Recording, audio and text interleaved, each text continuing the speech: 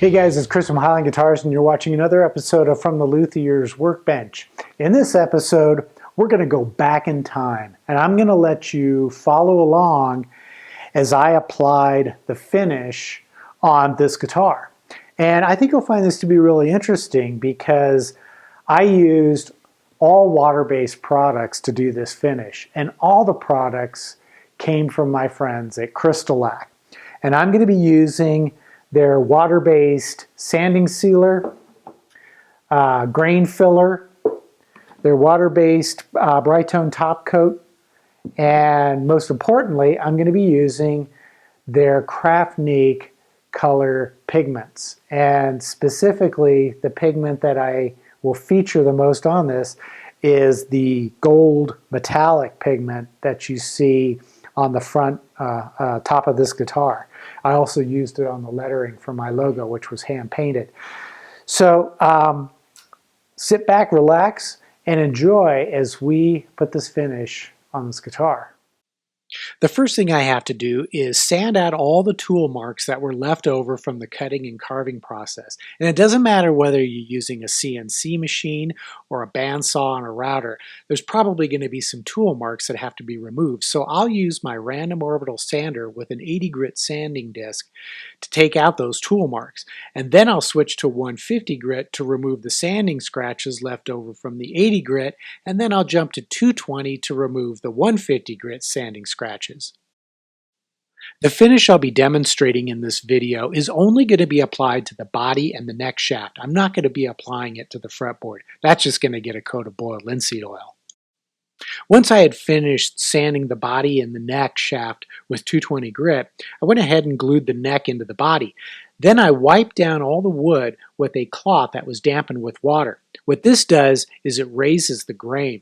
The surface of the wood is covered in tiny fibers, and as you wipe the surface with a damp rag, those fibers will start to curl up as the water evaporates. And once the surface is dry, if you run your fingers over the surface, it feels like razor stubble. And then what you can do is rub down the surface with either some 220 grit sandpaper or a coarse synthetic 3M Scotch-Brite pad to nick off those raised grain fibers. For the next step, I want to prep the surface to accept the stain, and to do that I'm going to be using Crystalac's water-based sanding sealer. And this is a product that actually serves a variety of different purposes. And in this case, what it's going to be doing is prepping the surface so that when I apply a color stain, the color will absorb uniformly into the wood, because you've got to remember, on the sides of a guitar you have both closed and open grain wood, and wherever there's open grain the stain can soak in and look darker than the rest of the wood which has closed grain. So by using the sanding sealer, I can ensure that that color is going to lay down in a uniform way. And of course I'm going to apply this to not only the body but at the neck shaft as well. Since it's a water-based sanding sealer, it should only take about an hour or so to dry, depending, of course, on temperature and humidity. But I'll hang it up and wait until it's completely dry before proceeding. In order to ensure the consistent absorption of the color stains that I'm about to apply, I need to lightly sand that sealer with some 220 grit sandpaper. This process will remove a lot of the sealer from the surface of the wood. However, it's going to remain in the open pores and the end grain so that it will help the stain to absorb more consistently over the entire surface of the wood. I'll be using a two-step process to apply color to this guitar, and for the first step I'm going to be mixing some Craftnique pigments from Crystalac into a base of Crystalac's Brite Tone Instrument Finish. Now, Brite Tone is a high solids content product, and it will serve as a binder which will help sort of glue that pigment to the wood. Now, because of its thicker viscosity, the pigment can't really soak into the closed grain wood surfaces, but it will soak nicely into the open pores and the grain structure in the wood. And that's how I'm going to accentuate the grain structure of the mahogany that I used for this guitar.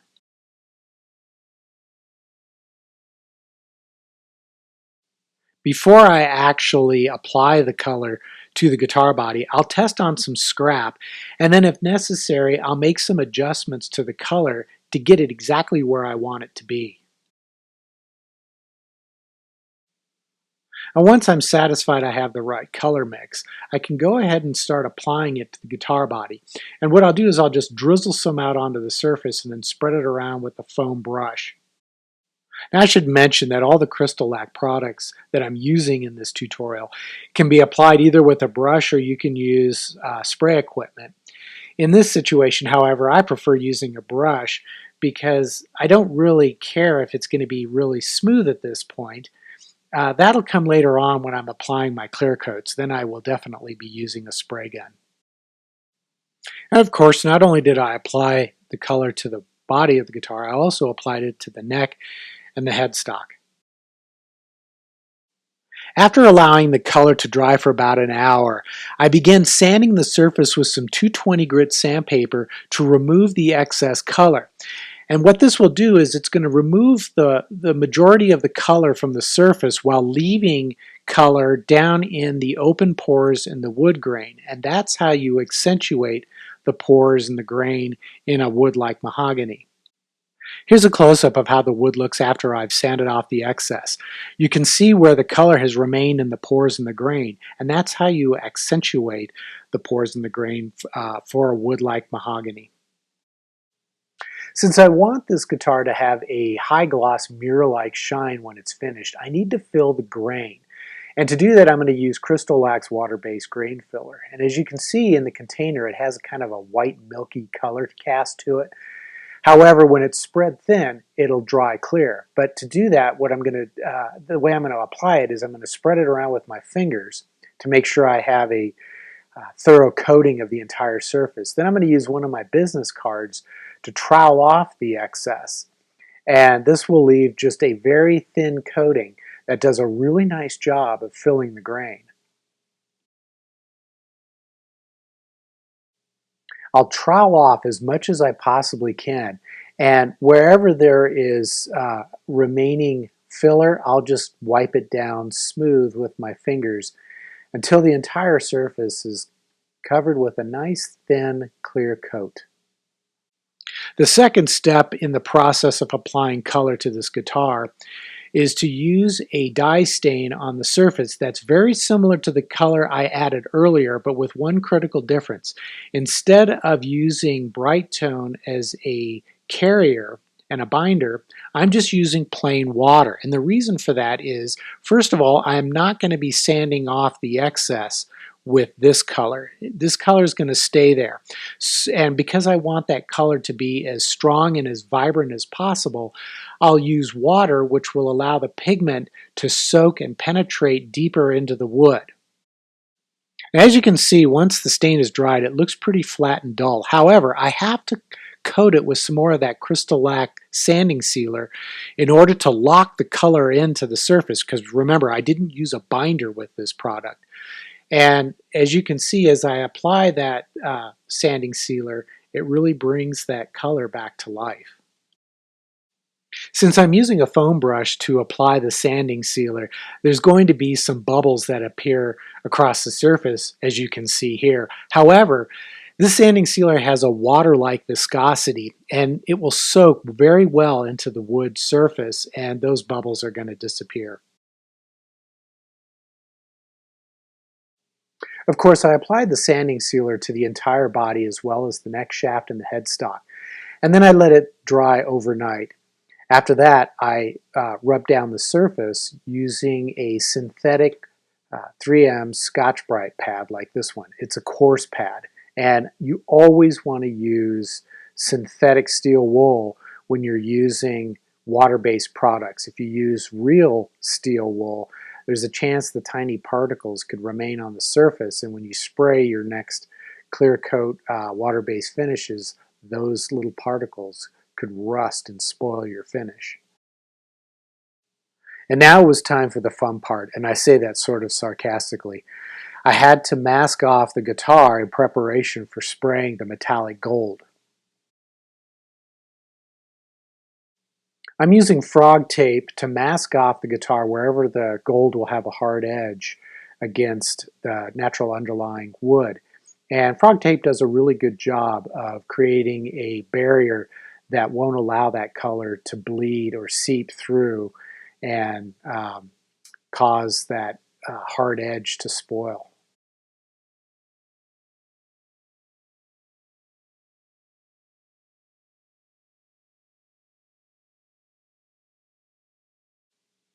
Since I want to mask off a design on the front of this guitar body, I'm going to use a product called Frisket paper to do the masking. And this is a clear, adhesive back, transparent material which I can lay over the design and then transfer with a marker to the top surface, which will help me when I cut the mask.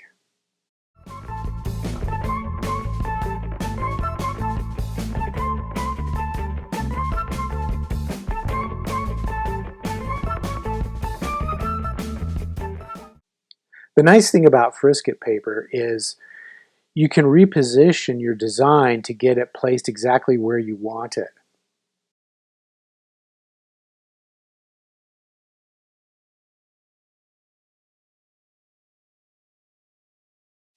Once I'm happy with the initial placement, I'll tear off a corner of the backing and then stick down the masking material just in a small area.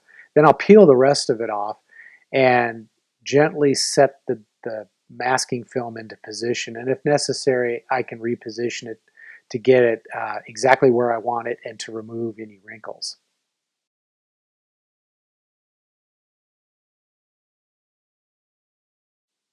I'm going to cut out the design using a sharp X-Acto knife with a number 11 blade. And I could have done this on my CNC machine with a drag knife, but this design isn't that complicated that I can't fairly quickly cut it out by hand. When cutting this material, you don't need to use a lot of pressure, and you really don't want to because you don't want to cut too deep into the underlying wood surface. I find cutting masks like this to be very therapeutic. By that I mean once I'm finished, I need hours of therapy.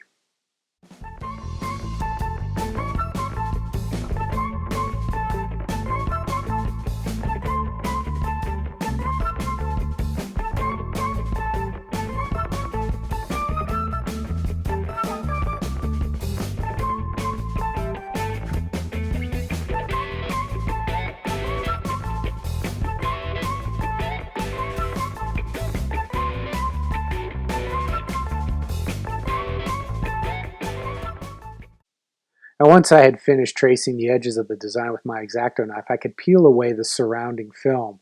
And you want to keep your X-Acto knife nearby just in case you didn't cut all the way through the film in some spots.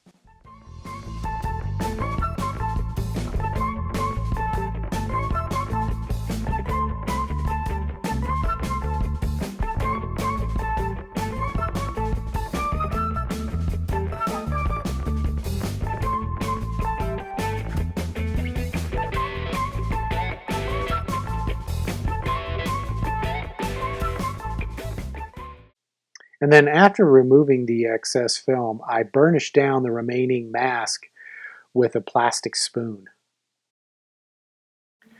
Now, as I was getting ready to spray my gold metallic color on this guitar, it occurred to me that because I had put down a dark stain first, which is going to be the color of the wood once I peel off my design mask, I was going to have to spray coat after coat after coat of the gold metallic in order to get solid opaque coverage. And as a result, I was concerned that spraying so many coats of the gold metallic, I would end up burying my mask under that color. And that would make it really difficult to remove the mask after the gold metallic had dried. So what I decided to do instead was to sand off all of that dark stain. Then I reapplied my mask, and what I've done is I've just sprayed a base coat of, it's just a simple acrylic, water-based acrylic craft store paint.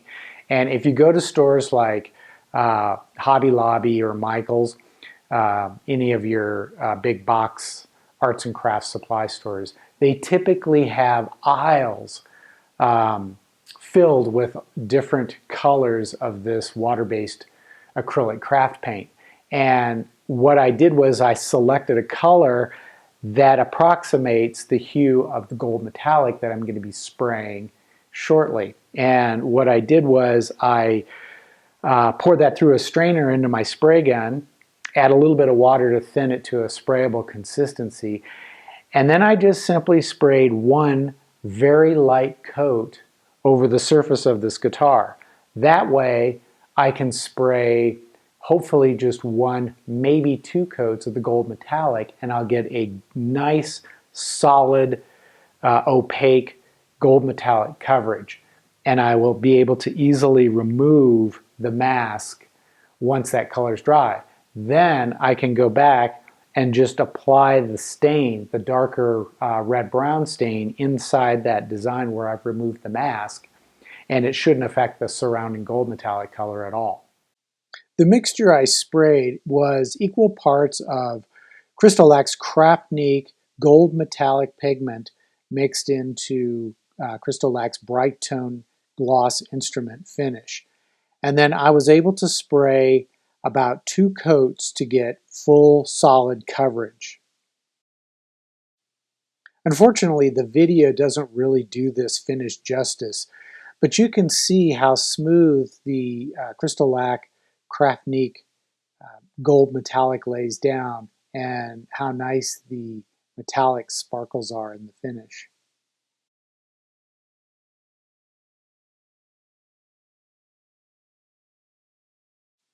After allowing the metallic gold to dry for several hours, I went ahead and peeled off the frog tape that I had used to mask the sides of the guitar.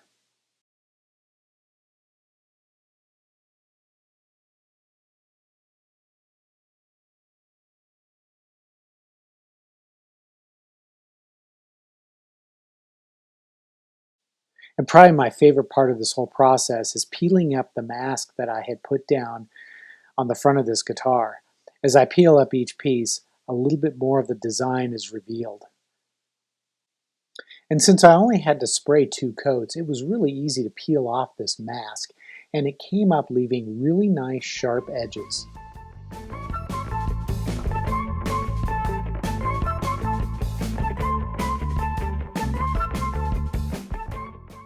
With the mask removed and the underlying wood revealed, I could now apply some red-brown stain into the design to stain the wood. Now the stain that I used is also mixed up using Craftsnique's red and brown pigments mixed into just plain straight water. It's the same stuff that I used on the back of the guitar. And all I had to do was just apply it using a Q-tip. And I really wasn't too careful about coloring inside the lines because I knew that the stain wouldn't affect the surrounding gold color. And then once I had the entire design stained, I could just simply wipe off the excess with a clean cloth.